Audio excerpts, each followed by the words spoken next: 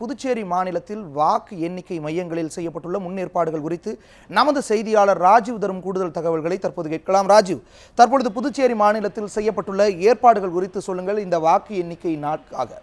வணக்கம் தேவேந்திரன். அதாவது புதுச்சேரி மாநிலத்தை பொறுத்தவரை 30 சட்டமன்ற தொகுதிகளுக்கான சட்டப்பேரவை தேர்தலானது கடந்த 16ஆம் தேதி ஒரே கட்டமாக அமைதியான முறையில் நடைபெற்றது. இதில் 930 வாக்குச்சாவடிகள் அமைக்கப்பட்டிருந்தன. இந்த 930 வாக்குச்சாவடிகளில் 930 கட்டுப்பாட்டு இயந்திரங்களும் 965 மின்னணு வாக்குப்பதிவு இயந்திரங்களும் பயன்படுத்தப்பட்டன. புதுச்சேரியை பொறுத்தவரையில் மொத்தமாக 84.08% வாக்குகள் பதிவாகி இருந்தன. இதில் குறைந்தபட்சமாக காரைக்கால் தெற்கு தொகுதியில் 75.1% வாக்கும், ஏனாம் தொகுதியில் அதிகபட்சமாக 92.61% வாக்குகளும் பதிவாகியிருந்தன.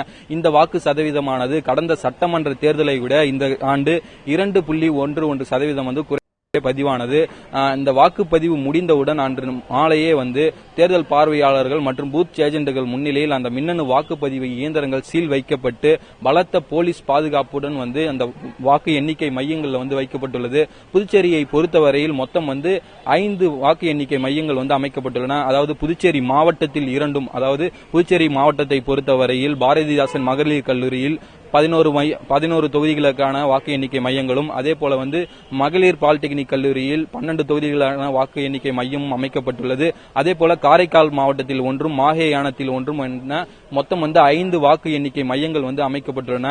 இந்த வாக்கு எண்ணிக்கை மையத்தில் 3 அடுக்கு பாதுகாப்பு போடப்பட்டுள்ளது. அதே போல மின்னணு வாக்குப்பதிவு இயந்திரங்கள் வைக்கப்பட்டுள்ள அறையை சுற்றிலும் முழுவதுமாக கண்காணிப்பு கேமராக்கள் பொருத்தப்பட்டு 24 மணி நேரமும் கண்காணிக்கப்பட்டு வருகிறது. குறிப்பாக நாளை காலை 8 மணிக்கு வாக்கு எண்ணிக்கையானது தொடங்குகிறது. முதலில் தபால் வாக்குகள் எண்ணப்படும். அதனைத் தொடர்ந்து ஒவ்வொரு தொகுதி வாரியாக மற்ற வாக்குகள் எண்ணப்பட உள்ளன.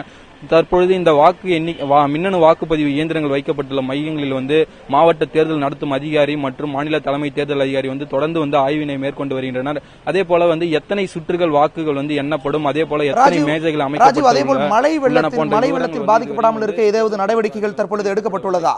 வாக்குப்பதிவு நடைபெற்ற அன்று முதல் நேற்று இரவு வரை பலத்த மழை பெய்தது.